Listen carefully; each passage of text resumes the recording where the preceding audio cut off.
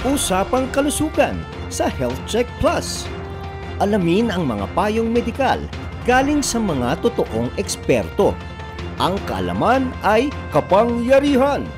Usapang kalusugan sa Health Check Plus.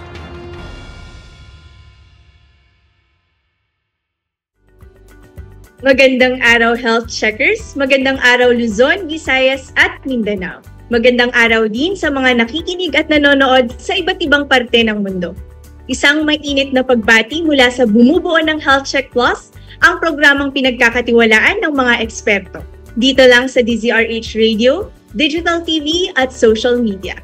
Nagpapasalamat po muli kami sa inyong patuloy na pagsuporta at pagsubaybay sa ating programang pinagkakatiwalaan ng mga eksperto, ang #HealthCheckPlus.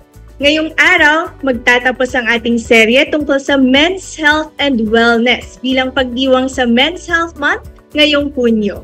Nararapat lamang na bigyang halaga ang kalusugan ng ating mga kalalakihan. Katulad ng sinabi ng isang pantas na ating binago ng konti, men hold half of the sky. Totoo pong katuwang ng ating kalalakihan ng ating mga kababaihan upang maging buo ang ating mundo. Huwag po kayong mag-alala, magkakaroon din tayo ng serye para sa mga issues at concerns ng ating mga kababaihan. Abangan po yan dito lang sa Health Check Plus. Ngayong araw, makakasama natin ng isang eksperto na nagbabalik muli dito sa ating programa, si Dr. Renato G. Joseph. Si Dr. Renato po ay isang occupational health physician and manager. Siya po ay isang adjunct professor din at isang health and wellness consultant. Pero bago natin umpisahan ang ating panayam kay Dr. Renato, atin munang balikan ang highlights ng ating mga panayam sa mga eksperto ngayong buwan ng Hunyo. Kung meron kayong dinaramdam or meron kayong kakaibang nararamdaman na sa inyong katawan, lalo sa inyong pag-ihi at sa inyong pagkalalaki, or meron po kayong history ng prostate problem sa inyong pamilya, pwede na po kayong pumunta sa inyong mga urologist. So, wag na po tayong magpatumpik-tumpik or mahiyang kumonsulta. Kailangan safe tayo sa daan. Kung magbabike tayo sa daan. Ngayon, kung gusto niyo naman sa medyo safer areas, mamili kayo sa mga parks para maiwasan yung aksidente sa daan. Pero tuloy-tuloy lang. Slowly but surely, ika nga. Hindi mo naman kailangan maging Ironman kaagad sa unang buwan mo pa lang ng pagbabike. Enjoy lang. Happy Father's Day po to all the hardworking men in our lives. Salamat sa inyong pagsasakripisyo. Sana lang din po huwag niyong pinapabayaan ang inyong health.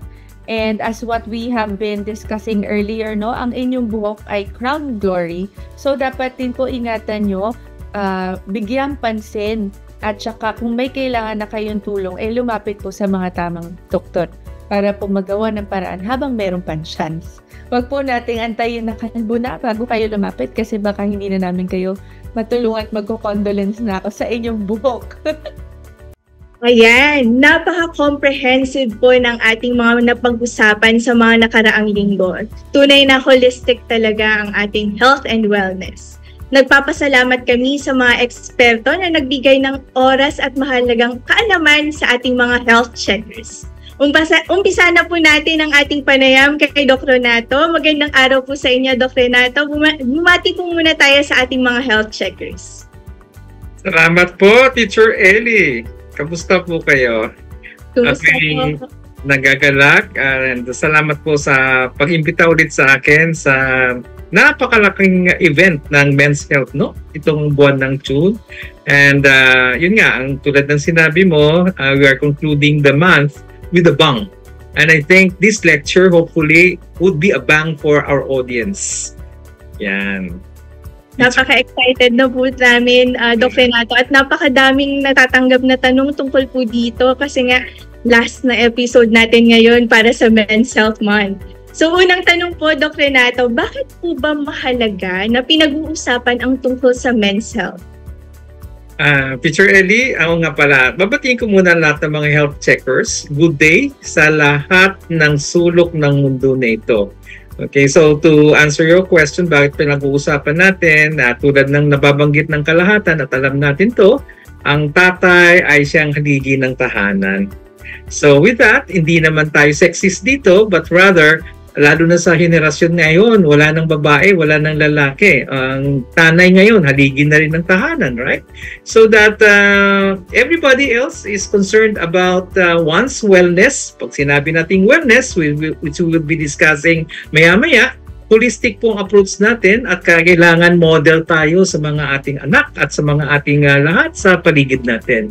That's why it's very important that we all know all the perspectives of wellness, lalo na sa ngayon sa Men's Month.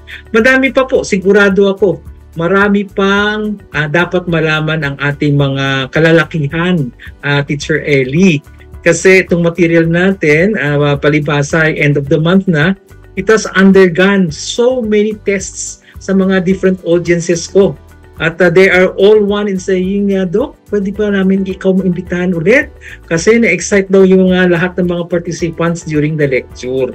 So yan, napakahalaga kasi sigurado nga ako na ang mga kakalalakihan natin, marami pa silang dapat malaman na ngayon na ang social media natin open na open. We might as well educate them through your media sa Health Check. Teacher Eddie.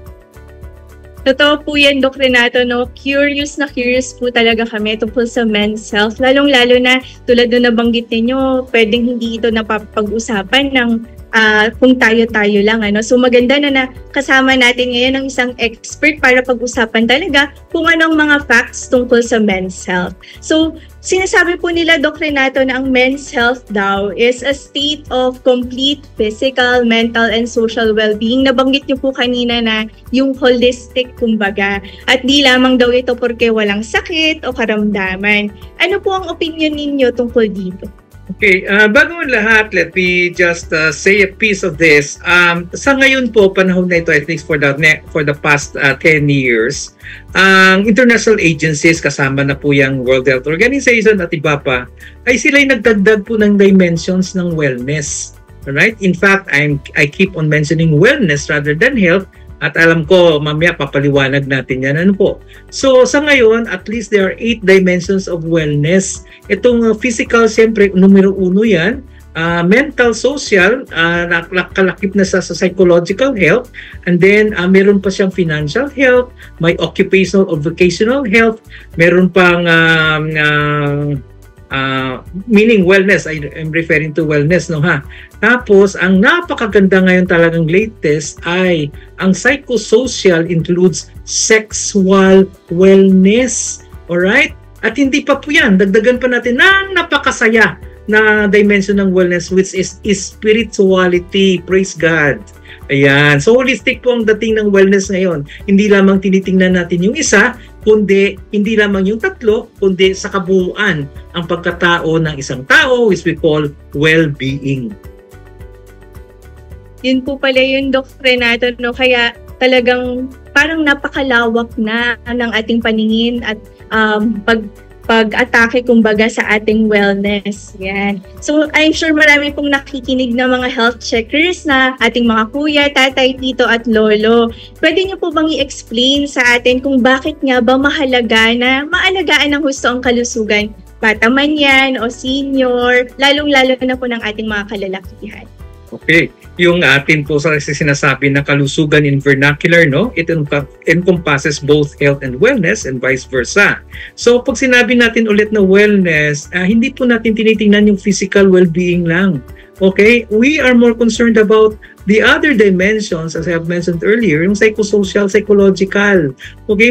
Malakas ka nga ang katawan mo, pero very poor ka naman sa interaction sa ibang tao. Okay, na-satisfy mo yung physical, psychosocial, pero wala naman pala ikaw financial wellness na sinasabi, which is a parcel of the wellness package. And above all, again, as I repeat, spiritual wellness na babanggitin natin in a more elaborative manner later on. Ang importansya ng bawat isa ay alam ko, nasa introduction part pa lang tayo, Teacher Elino po. So, bawat bata dito, pati lolo, tatay, tito, lahat ng kalalakihan, they should understand each of the specifics of the wellness that we are having as, again, the 8 dimensions of wellness. Pag-usapan natin mamaya pa. Napakadami po pala, no? 8 dimensions ng wellness. So maganda po na madaanan natin talaga yan isa-isa, Doc Renato. Kasi I'm sure marami sa ating mga health checkers, tulad ko rin, no, na ngayon lang nalaman na 8 pala ang dimensions ng wellness. So madalas po napapag-usapan yung mga ibang dimensions. So I'm sure marami pong interested na malaman sa mga iba pa, no, na binabanggit nating mga dimensions. So sa inyong karanasan naman po, Doc Renato, at batay na rin sa inyong experience bilang isang doktor, ano po ba yung mga kadalasang mga health issues naman na tumatama sa ating mga kalalakihan? Okay. Before I answer that, again natin na introduction, which is also related to your item number 2 na po. Ang dimensions pala na ito, it's interrelated ha. Hindi ito basta isang compartment lang. These 8 dimensions are interrelated. So, kung titingnan mo talaga, integrative ang approach ngayon ng wellness, and I'm so happy about that. Well, tama din naman. Interrelated talaga ito. At ang tanong mo na kung anong kadalasan ng mga health issues ng mga kalalakihan, alam nyo kung ano? Teacher Ellie, siguro aabutin tayo ng alas 12 ng mamayang gabi kung isa-isahin natin yan. So I would rather categorize them as into different, actually basic 2 categories lang ito, no? Ang tinatawag natin, which is also applicable sa women, would be the lifestyle diseases, which are basically non-communicable diseases. At number 2, ito yung communicable or infectious. So I understand yung focus of discussion natin is more on the lifestyle diseases. So dito po papasok yung hypertension and diabetes sa kalalakihan actually, at mga cancers. Right? So these are the 3 top most common that fall under lifestyle diseases. Over and above all these diseases, kasama na rin yung communicable diseases. You know what? The very factor for an individual, for a male individual, is the psychological wellness. You know why?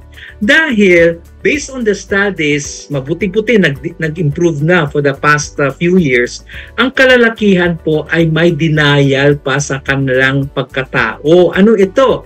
Because sa society, they are regarded as male, at ang ating kasi prototype sa stereotyping sa lalaki, malakas yan sila, hindi yan umiiyak, hindi yan umiinda, hindi nagrereklamo. So therefore, ay pinanindigan nila yon na sila ay malakas. Okay? Hindi lamang yan, sa totoo lang, atin-atin lang, sekreto lang. Medyo matatakutin ang mga kalalakihan pumunta sa doktor. Okay? Nandyan na yung kasamang hiya, nandyan na yung kasamang takot. Okay? So therefore, ang problema, hindi madadiagnose ng gusto. Pag na-diagnose na, meron na mga complications. So later again, introduction na naman ito, magdidig tayo dun sa isa-isahan din, kahit pa paano isa-isahin natin itong, lalo na yung diabetes, hypertension, saka cancers. Alright? At having said the third one, is suffice for to, as a mind setting or mode setting, ang cancer po na ngayon since 2 years ago ay napahanap pala. It's listed or considered by WHO as increasing in the number of cases. No? Medyo nakakatakot. Alright? And the top 3 cancers affecting male individuals are as follows. Number 1, lung cancer. Number 2 would be colorectal cancer. And number 3 would be prostate cancer. Okay, dagdagan ko lang din sa item number 3 na diniscuss mo. Ang problema kasi ay late na nadadiagnose ang mga sakit na ito kasi reluctant ang lalaki pumunta sa doctor. At hindi lamang yan. Madami po talagang bisyo ang kalalakihan. Alright? And to name a few, ay smoking. Okay? Medyo hindi sila masyadong careful sa weight nila, lalo na by mga asawa na yan. Medyo malaki-laki na ang tiyan, hindi na sila nagpapasexy kasi may pamilya na sila. Alright? So tapos, nandyan pa rin yung isa pa, they just are very private sa kanilang medical condition. Hindi sila nagpalakwento. I bet kahit sa asawa nila, generally speaking, ang mga kalalakihan, hindi mainda kahit sa asawa nila kung anong nararamdaman. Kung hindi lang sila pipilitin ng kanilang minamahal o partner sa buhay. Yan. Ang dami palang factors, Doc Renato, no? Pero maganda na narinig po natin kay Doc Renato itong mga to, no? Kasi I'm sure relate po yung karamihan sa ating mga kalalakihang health checkers. So nabanggit po ninyo, napakadami po nabanggit ni Doc Renato to, pero marami dito ang dahil sa lifestyle diseases tulad ng hypertension, diabetes at mga cancer at yung mga communicable o yung mga nakakahawang infectious disease. Yan. Pero maganda din, Doc Renato, na nabanggit ninyo yung stereotype kung paano ito nakakaapekto sa pag-seek ng tulong o ng pag-check up ng ating mga kalalakihan. No? So meron po pala itong effect din. Yes, may effect po talaga kasi unang-una ang aming talagang kami mga doktor, no, we still would tell our patients always preventive is better than cure. Okay, lalo na sa binanggit kong mga lifestyle diseases, ang napaka-importante ng prevention, napaka-importante because of all of these diseases, each of these diseases do have preventive measures. Right? And I would like to thank you people sa health check. You know why? Kasi itong ginagawa natin, very educational ito. Ang mga tao hindi nila alam until we tell them. Kung maalaman man nila, sad to say, sa social media, hindi natin alam kung how validated are these information sa social media.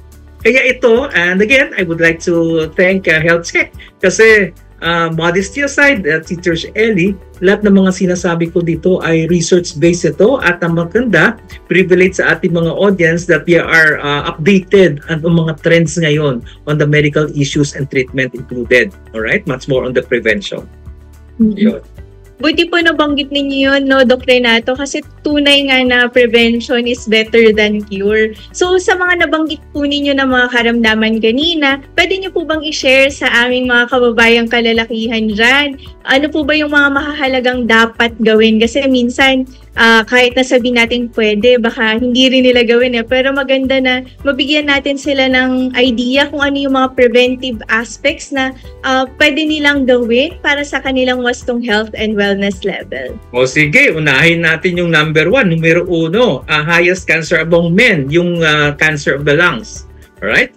So, ang preventive action nito, preventive aspect nito, for me, the best and the most effective is by this advocacy. Bakit? Alam nyo ba na ang lung cancer, makikita na lang yan na late, pag na-diagnose yan ng doctor, late stage na. Okay? Because X-ray is not an accurate mode of it. Tapos ang doctor naman, ang symptoms ng lung cancer, hindi ganun ka-manifested by the patient. Okay? Ubo-ubo, pero alam mo na, lahat naman tayo umuupo. Okay? Etc. etc. So what I'm saying here, by this mode na tinuturo natin kung ano ang kailangan nila, we are very particular, we doctors are very particular in getting the history of the patient. Ano ito? The fact that the patient comes in with a complaint na ganyan nga, hindi lang cancer, syempre, wala siyang symptoms, kundi history of smoking. Numero 1 yan. Na hindi lamang smoker siya, kundi pati na ang second-hand smoke has been noted to contribute to lung cancer. Tapos, from there, ayun na, more history taking, family history, etc., etc. And of course, also the habits that he has been doing for the past years. Importante din yan. Ang environmental aspect, we also need to consider even the stress levels of every individual. Ito pang napaka-interesting. Hindi lang lung cancer, all the cancers in general, even the other lifestyle diseases, diabetes and hypertension, stress is really a factor.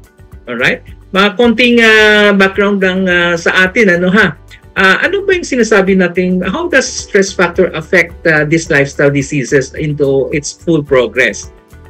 Simple lang pong logic ko lagi sa mga participants ko Imagine niyo, for example, ang saging ilagay niyo sa mesa, after few hours, ano mangyayari sa saging? Teacher Ellie, ayan, magtatanong ako sa'yo, graded recitation. Ano mangyayari sa saging if you leave the saging open at that on the table? Ano mangyayari? Mangitim, do. Mangitim, and that is what we call oxidation, Teacher Ellie, di ba? By virtue of the action of the oxygen in the air, mangingitim siya. And exactly that is what happens inside the body. Alright? Yung ating mga stress sa katawan, pati yung mga kinakain natin, ang mataas na fats na kinakain natin, nagpo-produce po yan ng oxidative processes. Ang oxidative processes, siya po yung nakakasira ng DNA ng cells natin. Aba, may biology 101 pa tayo. Nag-mutate po yung DNA. Diyan po nanggagaling ang cancer formation. Isa sa mga top factors yan. Pag nag-mutate niya yung DNA, then the cells keep on multiplying, alright, at to the point na hindi na sa makontrol ang growth. And that is what we call now the cancer. At hindi lamang yan. Iikot pa yan sa buong katawan to affect all the bodily systems. Hindi lang po cancer yan. The same or similar phenomenon is happening even in hypertension and diabetes. Okay? So we need to understand itong mga stress factors na ito. Okay? Hindi lang psychological stress, pati ang mga physical aspect about it, yung hindi nag-exercise, ang mga kinakain ay bawal, ang mga ang exposure natin sa pollution is too much, right? And many factors still to consider. Okay? So yan, preventive in the sense that by educating people ay alam nila kung paano mag-prevent na ito ang mga binanggit natin, ay pagbabawalan nilang sarili nila. Right? Because we know that just like you and me, tayo ang may-ari ng ating katawan and we know what's happening. All you need to know, people, is for the doctor or a person like me to educate you para malaman nyo kung paano umiwas. So, yung mga preventive aspects. Okay? Mga health checkers, magandang napaalalahanan po tayo ni Doc Renato, no, regarding na tayo ang may-ari sa ating katawan. At I'm sure meron tayong control sa ating mga kinakain, no, sa ating stress, at sa hindi paninigarilyo na nabanggit ni Doc Renato, no, bilang mga preventive measures sa mga top na mga sakit na nakukuha ng ating mga kalalakihan. And so, actually, Doc Renato, nabanggit niyo na rin po itong isang dimension na ito kanina, yung sa psychological. So, isang mahalagang bagay tungkol sa health and wellness ang tungkol sa mental health. Ano po ang mga issues naman kung kaya tumataas din ang nagkakaroon ng mental issues sa ating mga kalalakihan? Natutuwa ako sa ating programa, Teacher Ellie, kasi napaka-holistic talaga ng approach ninyo, and congratulations again. You did a good job talaga in organizing this kind of talk. Okay, mental health. Grabe ka encompassing ang mental health, no ha? Umpisa natin muna sa very logical situation. Okay, mental health muna. Again, it's not meant to be sexist, pero umpisa natin yung talking about or discussing this sa opposite sex, yung counterpart natin, no? Kami, mga lalaki, counterpart babae. Alright. When a woman goes to the mall to buy something, pag sa bahay, meron na siyang naiisip okay? Na meron na siyang iisipin bibilhin. Pero, okay? Bato-bato sa langit, ang mahulog ay matamaan ay wag magalit. It will still take time 2, 3, 4 hours roaming around the mall, alright, only to buy the same thing that she has thought about it in the first place. Okay? Aray ko naman po. Okay, natamaan ba, Teacher Ellie? Medyo lang po. Okay. This is just to illustrate that the mental capacity of a woman is so complex. Alright? Bumababa po yan sa brainstem nila to involve the emotions. Alright? Lahat po ng mga nare-register or nase-sense ng kababaihan, it involves emotions kasi umiikot yung ang neuronal circuits, no? Hindi tulad sa lalaki, pag may maisip siyang bilhin, pupunta sa mall, bili ka agad, uwi na. Alright? Maliban pala kung meron siya nakikitang makakapagtagal sa kanya sa mall, and you know what I mean. Okay? Hindi lamang yan, dagdagan pa natin ng kwento. Ang kababaihan, pagka bumili pa yan sa mall, ay masyadong thinkers, hard thinkers, planners pa yan sila. Ay teka, next week pa lang, parang wala na yata tayong mantika sa bahay. Ay si baby pala, ubos na pala yung ganito na. Ang dami yan! So in essence, bago umalis ng mall yan, may bibit-bit talaga yung pauwi. Am I correct in saying that? Totoo po yan. Okay, punta tayo sa counterpart. Ang counterpart, walang pakialam.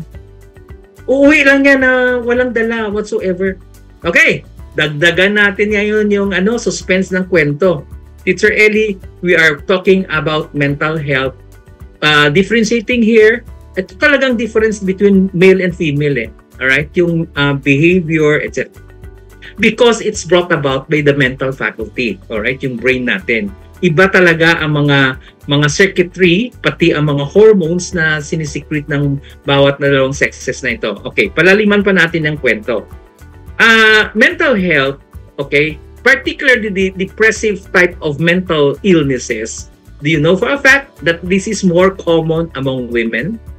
Okay, and that is, again, ang theory diyan because of the complicated mental circuitry of woman's brain. Okay? So, madali sila ma-depress, right? Nandyan yung manic depressive, nandyan yung mga grief psychosis, nandyan yung mga iba pang klase kasi there are 4 or 5 major depressed illnesses. Alright? And interestingly, mas maraming babae ang naapektuhan dyan. Okay? But, and it transforms into mga tendencies of committing suicides. Sad to hear about that. So, madami-dami din yan. But ito ang interesting. Ang lalaki, on the other hand, relatively, very less ang mga depressive episodes nila.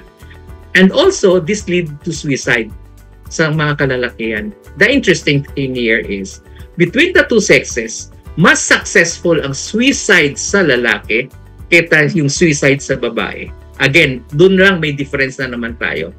Bakit ganon? So again, kasi nga, ang brain ng babae talagang masyadong malalim yan sila, pinaprocess nila yan, ending in more or less, pasensya na ha, kapwa mga kalalakihan ang mga babae more or less tama yung iniisip nila Okay, pero ang lalaki pabigla-bigla ng desisyon, tapos yun nga, imaginein mo, nag-suicide na, successful, namatay na, i-revert pa ba yan? Sad to say, hindi. Alright? So yun ang problema. That's why talaga God is so great, no, to make a man and a woman gel together kasi nagko-complement yung dalawa na yan sa buhay ng tao. Okay? So marami pa yung theories about mental health kung bakit ang mga tao nagkaganyan, pero I just cited yung mga common na nangyayari ngayon, no? And I think this would also supplement, and the last thing about this particular item, meron din po effect kasi to sa sexual relationship ng mag-asawa. Yung how their mental health functions to one another, with one another. Siguro simplihan ko na lang, ganito po, no? Tested itong material ko and so far they like it. Hindi daw bastos ang dating Ang lalaki po, by nature, sexually, and then we are already in sexual wellness, no po. Ang lalaki, 24/7 kami, alright? Madali kami ma-attract in terms of, makita lang kami, ay maganda, may sexy, malaki ang ganito. 24/7, kung minsan may arousal, ang bilis na arouse ka agad. Okay? Ang babae, hindi. Alright? Hindi sila. Ang babae, when they get sexually aroused, do you know that in 30 days time, 3 araw lang yan, maximum 5 days na sila ay mainit. In hot mode yan sila. Okay? So what I'm saying here is may difference yan. Bakit? May impact po sa relationship nilang dalawa. Bakit? Si lalaki galing sa trabaho o wherever, pag uwi ng bahay, gusto yan, very magana siya na magkaroon ng sexual activity sa wife niya. Okay? Good. Pero however, paano naman si wife? Si wife, kung hindi nag-ovulate yan, by the way, that's 14 days before the menstruation. Yung init ng babae is 14 days before the menstruation. Paano kung hindi hot ang babae? Alright? So, ang lalaki, by nature, pipilitin yan. Gagawa ng lahat yan para ma-attract yan yung wife niya. Si babae po natin, especially in the Filipino culture, bibigay po yan at bibigay in the spirit, so to speak, the spirit of love. Magbibigay yan. Okay? So, yun na. Ang problema ay ito na. Magsisexual activity sila, itong si lalaki, katapos ng isang putok, magtatalikuran na si Mrs. Okay? I'm talking of normal human physiology. Tatalikuran na po yan. Tapos itong pinilit niya si wife, gusto pa yan ng sunod-sunod. Because po, ang lalaki by nature, isang putok lang yan, tapos magpapahinga, and then masusundan siya. However, sa babae, magkaiba. Multiple po ang kanilang response dyan. One after the other, they can still do that. Okay, so may conflict na. Sanhi na ngayon ng pagtatampo. Okay? Okay. Tapos, sa babae, dugtungan natin ng kwento, medyo thinkers yan sila. Mag-iisip na yan, siguro may iba ng babae yan. Bakit ganun? Siguro pati manganganak na, pati financial wellness affected na. Kaya pala, konti ang binibigay sa aking pera. Ang dami na iniisip, ano? And by the way, I praise you women. Ang gut feel nyo is ang taas ng hit rate. Pag may hinala kayo, more often than not, tama ang hinala. And that there is a scientific explanation to that, because women are made as nurturing people. They care for their partners. Alam nila ang emotions without their partners verbalizing it to them. Okay? Kasi nurturing ang babae by nature. Ang galing-galing ng Panginoon talaga. So yun, ang sinasabi ko, mental lang yan, pero ang sexual is more important than that, kasi at the end of the day, sexual act is very important to any couple here. Okay? Wala po yan. Hindi lang pinag-uusapan, tabu pa yan, kasi kadalasan nahihiya ang couples to discuss that. Di ba? Lalo na sa kultura natin. But the social media nowadays, kaya na-decidean ko rin talaga to include sexual wellness. Kasi anyway, ang social media is very pervasive in hearing this. So might as well teach them the scientific and spirituality, philosophical aspect that go with the sexual wellness. Okay? So I think as we go along, may dadagdag pa ako dyan based on other questions that our audience maybe want to know. Teacher Ellie. Napakaganda at napaka-comprehensive po ng inyong explanation, Doc Renato, regarding sa mental health ng ating mga kalalakihan. No? May mga ilan lang po kong nakuha tulad ng pagkakaiba ng ating circuitry, no, sa kalalakihan at kababaihan. Kabilang na dito ang brain, ang hormones, at napaka-importante din talaga sa kanila at napakalaking factor, no, sa kanilang mental health ang sexual relationship with their partner. So, actually, Doc Renato, happy po ako na napag-uusapan natin ito dito sa Health Check Plus. Kasi tulad nung nabanggit ninyo, no, medyo taboo topic at hindi talaga ito napapag-usapan sa labas. Pero available nga ito sa social media, no. So maganda na naririnig natin mula sa isang eksperto tulad ni Doc Renato ang scientific at factual na mga bagay tungkol dito sa pinag-uusapan natin ngayon. Kabilang na din ang sexual relationship and wellness ng ating mga kalalakihan. So, Doc Renato, napag-usapan natin, no, ang mental health, ang iba't ibang aspeto nito. Ano naman po yung ma-advise ninyong mga dapat gawin para mapanatili ang angkop na mental health and wellness nila kuya, tatay, tito, at maging si lolo na din? Ako po, very basic lang ang strong recommendations ko kay tito, kay tatay, kay kuya, kay lolo. Okay? Regardless of age, it's not yet late, kahit si lolo na po yan. Very, very important, know yourself. Okay? Know who you are. Holistically, you should know who you are. So, pagka naintindihan mo buong-buong sarili mo, then you can identify your issues as well. Alright? Capitalize mo yung mga strong points mo, so go with it to give you a good mental wellness level. Okay? Tapos, needs to improve ang mga issues mo because you know yourself, then find resources. Maaring magpakonsulta pa, magpa-counseling ka, you talk to your family members, you talk to your friends, whoever you trust to talk it out.